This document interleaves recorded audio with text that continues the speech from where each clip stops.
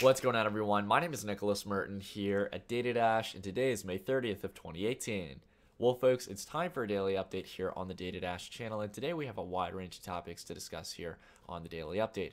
First and foremost, as always, though, we're going to be spending some time looking at market valuations as well as doing some technical analysis on the market leaders. But outside of this as well, we have some key headlines to talk about. In regards to some positive news, the president of China, President Xi, has come out in support of not only a wide range of emerging technologies, but has also included his ambitions for blockchain technology. So finally, some positive news out of China in regards to blockchain, and it's good to see that the president is getting behind the cause. Outside of that as well, though, we also have an important story to talk about in regards to a ICO that was able to fraudulently scam individuals out of millions of dollars that the SEC is now cracking down on. So we're going to be talking about what that project is, how it was able to mislead investors, and then also what to look out for. So that all being said, guys, let's go ahead and dive into the daily update and spend some time taking a look here at markets, because over the past 48 hours, there has been a change of tone in markets. There's definitely been some more positive price action after days and weeks of negativity in the market. It is nice definitely to see some positive price action, a bounce off of the key level at $7,000. Now, as much as the past 48 hours have been definitely green, and we obviously saw not only Bitcoin do a 5% move yesterday as well as a little bit today, and altcoins following strong just as much or going even further than Bitcoin to the upside with little to no players in the red, it is important to note, guys, that as much as this is nice to see, I'm not bouncing out of my chair. I want to see some more volume in the market. I want to see a few more green days of price action. I want to see some more serious support at this level, and I don't want to get people carried away too much that this would be not only the dip that everyone is looking for, and the key level support. Now we're just going on an absolute rally. We talked yesterday about my ambitions for 2018, and I still stand by them. But we'll have to see if this is really the bottom, guys. We'll have to see if we can garner some support here for the next few days, or if we're going for I guess that conspicuous 6/6 2018 date where we're going to get the rebound, where every month it's been pretty much a bounce off the 6th of the month. The big thing I want to drill in here, though, before we move forward, guys, is to not always think that we've just reached the dip and that is this the bull run if we move up 5%. I've seen a few people make memes in regards to this, so I think it's a good way to visualize it. We can't always get carried away with one day's worth of price action. Crypto takes, as much as it is fast moving, it takes a few weeks to really formulate trends.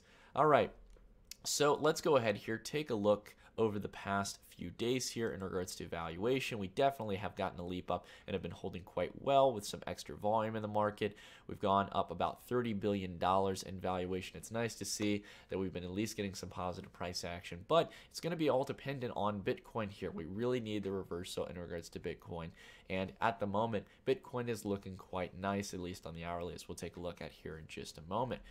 But as we go down here and take a look at market dominance, take it here to the year, we can see Bitcoin dominance has gotten shut down practically every time at 40%. It hasn't even reached the level yet, but we've been getting very, very close to it. And I think personally that you're not going to see Bitcoin dominance rally past 40%, in my opinion. Reason being is that if we hold around 7,000, if we start moving up from here, again, as Bitcoin moves up, altcoins will usually tend to follow. Now, the only case I could see Bitcoin just absolutely rallying and altcoins getting a little bit left behind, trailing a little bit behind, would be the fact of the matter if a Bitcoin ETF gets announced. Again, that's my ambitious viewpoint. I think it's going to happen sometime over the next few months, but I don't know if it's going to happen tomorrow, if it's going to happen sometime in July or August or September. So we'll have to be patient on. We'll have to see what happens. But for the most part, altcoins are holding nicely. Ethereum has started to stop. It stopped losing its dominance, and obviously, if Bitcoin isn't gaining, in most cases, altcoins are going to start gaining dominance. So let's go ahead here, take a look at the daily of the chart. Let's cut out a lot of the noise here, taking away all the indicators. As we can see here, we were able to garner support at 7,000. Is what we were talking about. Again, guys, it's never going to be exactly consistent. We've seen in the past where if you really take a look over here, we get rid of, if we can look past the candles, I think it's going to be a little difficult. Maybe I'll turn off volume here so you guys can see it. As you can see, in the past, this support level supposedly at around 7,000 hasn't always been the same. We've had a drop in price action slightly lower. Someone was pointing out that the support exactly wasn't 7,000. I saw that a few days ago, I think on the daily update. But what we're seeing is generally a hold around the same range, and this can be pretty much interpreted as a triple bottom if we hold here and if we get enough good volume coming in on the buy side, as we've seen both 2 times during this price range. We've seen some good volume come in, especially over here when we were having the panic selling. People bought into the dramatic dip, and now it looks like we might have a third chance at that. But I think what we need to see is possibly a few days around this price action, somewhere in this range, and then as the 21-day comes down, a possible jump above there and a test at the 50-day and continuing higher.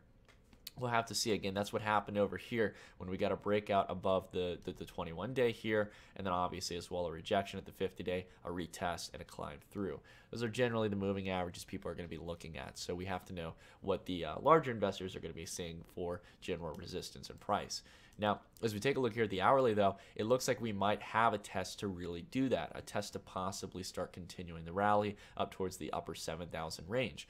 Why is this? Well, because price is currently getting squeezed between the 200-hour and the 21-hour. You can obviously see this has been providing as a level of support. Again, guys, these moving averages are one of the best indicators you can use for more kind of short-term, I would say swing trading, or at least keeping up with what's going to happen here. And at the end of the video, we'll come back and check and see if anything's happened, if I can remember that. But in regards to it, we usually see that the 200-hour weighs as a level of resistance once Bitcoin has gone down and it's trying to retest towards higher levels. And with that kind of volume coming in, we almost got 7,000 Bitcoin here on Bitfinex alone. Across other exchanges, millions of dollars, hundreds of millions of dollars in volume for Bitcoin. I think we could possibly see this pop up above this level and continue the rally. We'll have to see if it can do it. All right, let's go ahead here, jump back to the daily, and go back to taking a look at some other market leaders. Oops, accidentally clicked that. Let's go ahead and take a look at Ethereum. Ethereum right now holding on the 50-day moving average at the moment, definitely looking a lot nicer than where it was the other day. Looks like it didn't even want to come down and test the 200-day moving average. Even with all that volume coming in on the variety of different exchanges, we saw a lot of sell-side action, but at the moment still holding very nicely. And I think that this is going to possibly be a nice level of correction that we've seen in Ethereum to where we can possibly see this continue again. This is if things go generally neutral in regards to EOS. If there's a lot of hype building up in EOS, which we'll talk about in just a moment, and what I think is going to happen, then in this case, if there's a lot of hype coming into EOS and it launches quite well on mainnet, and a lot of the bugs that have been supposedly coming out for EOS that were discovered by a Chinese firm, if that all gets resolved, if there's a successful launch, then Ethereum might continue to deplete down to around the 200-day moving average, in my opinion, at least in the short term. All right, let's go ahead here, take a look at XRP BTC. Ripple still bouncing through this really shaky price range. But again, guys, I mean, let's remove all the noise here. I've got a lot of different drawings here, but seeing as I'm not going to be making a trade on this, let's turn off the 21-day and the 50-day. We can see that this is down below the 200-day moving average. Volume is not coming in right now, and the Wix is looking like it had a rejection at the 200-day. So we might be repeating history, and I'll go ahead and bring this to an exchange where we can get the price range we need. This is looking like we might be having a repeat of what we saw back here, where Ripple tests below the 200-day. Again, guys, I don't have much fundamental hatred against the Ripple technology, but XRP itself I have some questions and doubts about. And this has been more of a momentum trade in the past. We see that this has very short periods of going up and then a drag down to the downside, usually hurting a lot of people who bought in at the highs. And I don't want you guys buying in midway and having to take that drag down when there could also be other players in the market doing well. But again, you got to make that decision for yourself. I'm just letting you know that's my general opinion on things. There's not much liquidity coming into it right now. In the case of most markets, that's the same case as well. Going on here to take a look at Bitcoin Cash. I think Bitcoin Cash is going to continue downwards, guys. Again, this downtrend was much needed, the correction in regards to the price, and we're now down below the 200-day moving average, and it looks like we had some serious resistance there and that this is going to continue to roll over. That's my general opinion. There's not much more buy-side action coming in like we saw over here consistently, and because of that, I have no reason to be bullish on it. Going on here to take a look at EOS. EOS mainnet is coming up here in the next few days, guys. This is going to be a really interesting event for cryptocurrencies and blockchain generally. So the question here is as to whether or not we're going to see a positive launch. Are we going to get some buy the hype, sell the news kind of stuff in regards to the market? Are we going to see people buying into EOS? I think, honestly, you've already seen a lot of the buy side come in, a lot of people stacking up on EOS. Before the release, this has been not only the run-up we've seen over here, but also some of the big spikes we've seen over here as price has come down a little bit. I know I added into EOS. It's a hope that this is going to do well long-term, guys. And again, I think it's one of the more serious protocols. Big fan of Dan Larimer, as well as a lot of the other contributors for the EOS project and some of the ideas that EOS is espousing. I really can't wait to see some competition in the protocol space. It seems like we haven't had any serious players really come out on mainnet to compete with Ethereum. So we will have to see what happens. I think for the most part, though, now that EOS is still providing a decent price discount at the moment. Again, you have to assess it for yourself if you're in it for the long term or for the short term. For me, I built a long-term position. I'm not trying to trade this. It's the hope that this is going to possibly go up 2 or 3x to Bitcoin in the next rally as one of the more larger cap players and possibly test valuations close to that of Ethereum. So we'll have to see in regards to that. But at the moment, I still think EOS is hanging low, and there will be a lot of excitement coming into mainnet. Going on here to take a look at a few more players. Litecoin. Though Litecoin has not started to really dramatically drop here, we haven't gotten the rollover in price just yet.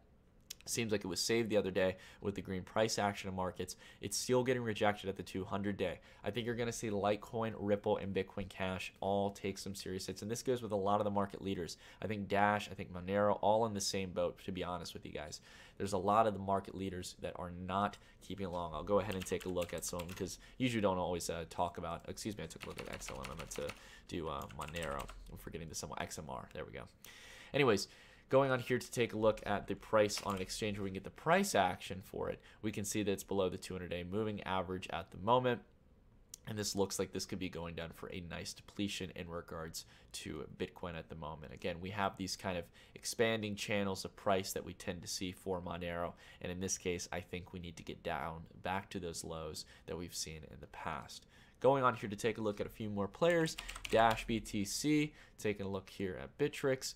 Dash again on the lower range of things, but if we can't hold here, unless we get a steady rebound like we saw the other day, and if we can hold here, I think Dash has got a ways to go down. This is, again, been turning from an expanding channel to one that's almost reversing and going towards the downside. So in this case, I think Dash might be in a pickle in regards to Bitcoin in that case.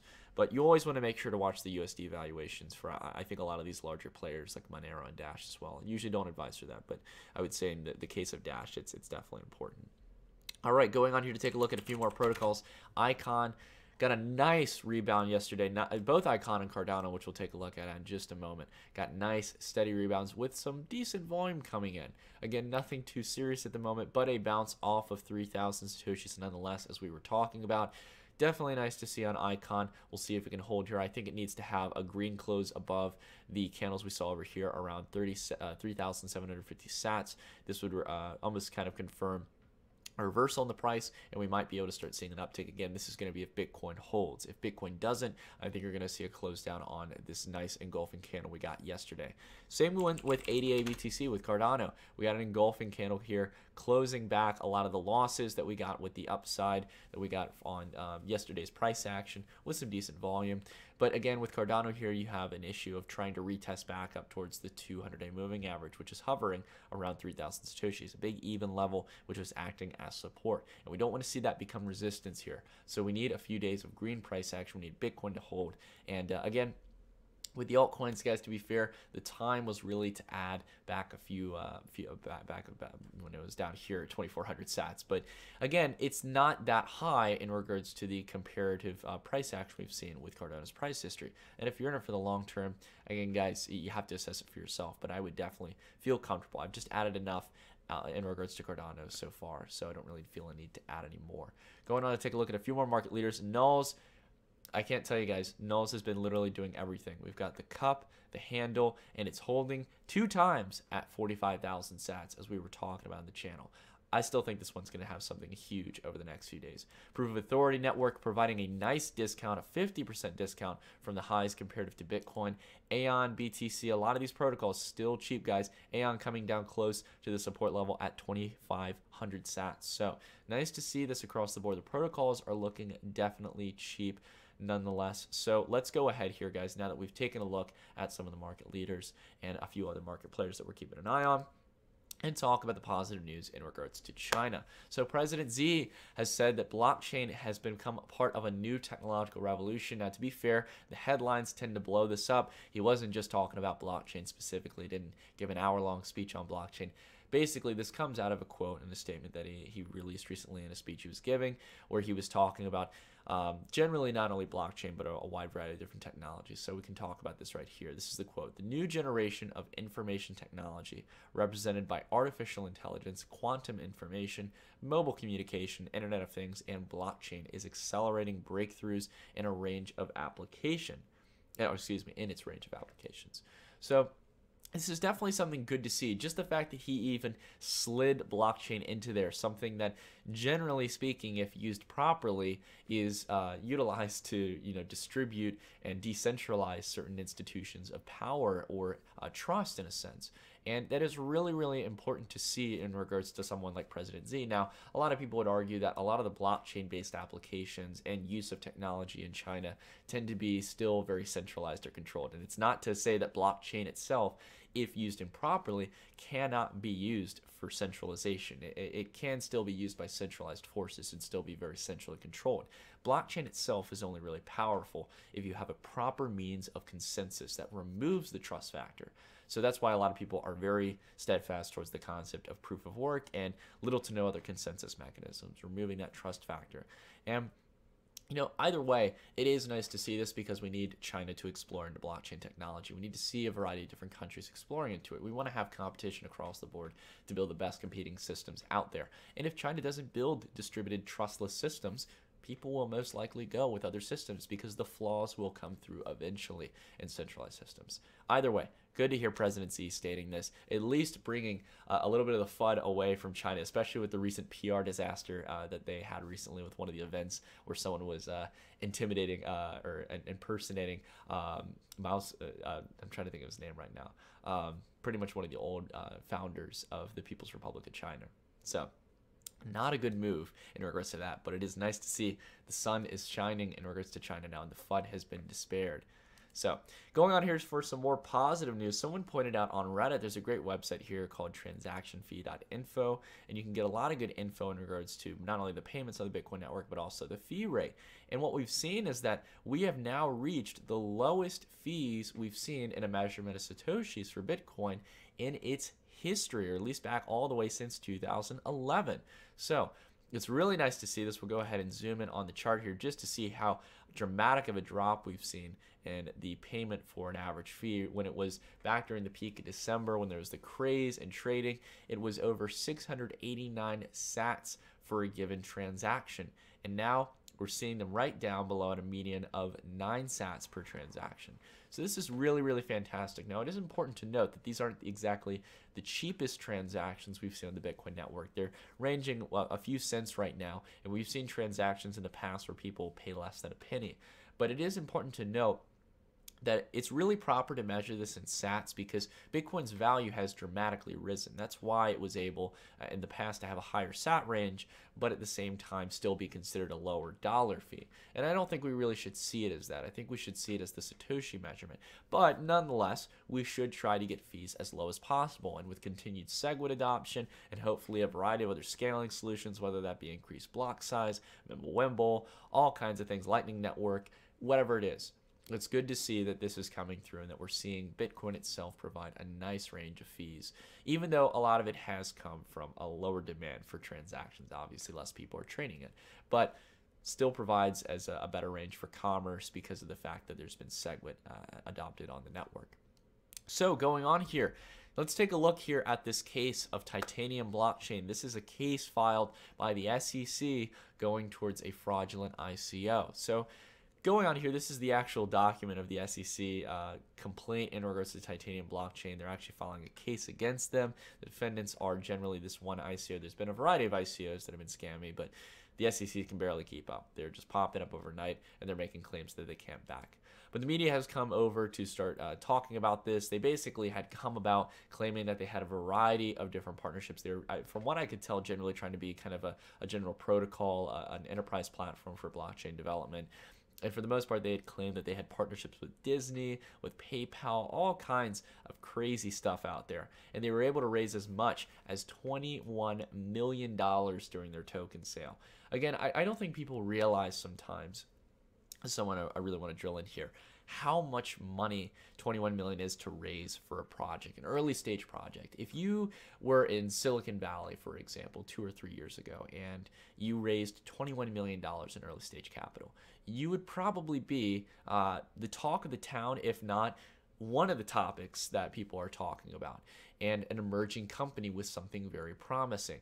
But in the case of the ICO world, with how much crypto money is just flocked around and how much crypto valuations have gone up and how there's a lot of not only multimillionaires but billionaires in crypto, money just gets tossed at these things easy peasy.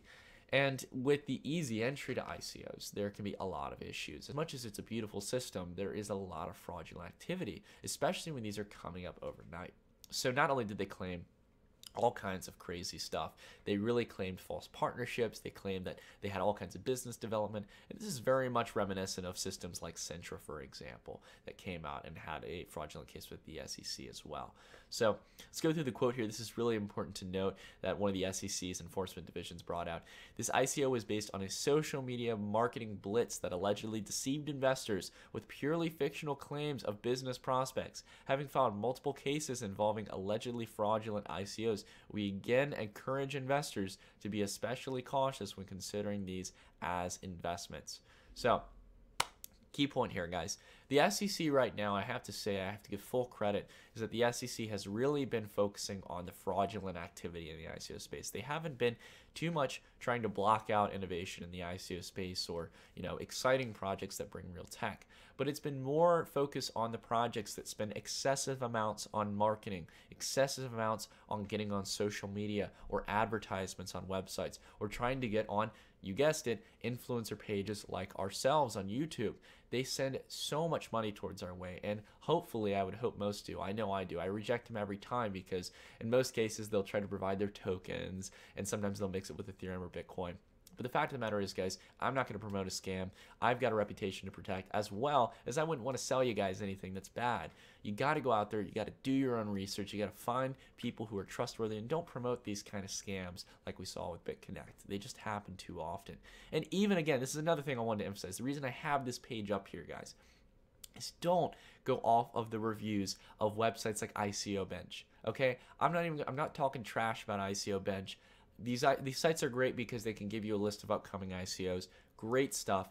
But do not follow the expert opinions here. Do not follow just some rating on a website. If something says it's 5.0, a lot of these websites, and I'm not going to say ICO Bench specifically or make any specific claims or anything, but there are a lot of websites that take sponsorships, that give, I would say, kind of... I'm trying to think of the proper term here. I guess kind of give leverage to certain projects in a sense by positioning them at the top of the website, whether they be sponsored, whether they've provided something to those websites, whatever it is. Again, you always have to be careful and do your own research in the fundamentals. And if they don't have the fundamentals in the white paper, if they don't have a team that has a consistent track record and are a bunch of no names that came up overnight with a no name idea, it's probably a scam. There's a decent amount of them in the ICO space. Look towards projects that people are talking about that have actually researched it, and don't get caught up in something like this where you're going to have to end up dumping your cryptocurrency. So, anyways, guys, that's it for the video. Thank you all so much for watching. If you guys have any comments, questions, or concerns about anything that we talked about or any other topic, please leave it down in the comments down below. Let's get a discussion going here on the Data Dash channel. And anyways, guys, that's it for the video. I'll see you all in the next one. Take care and have a wonderful rest of the day.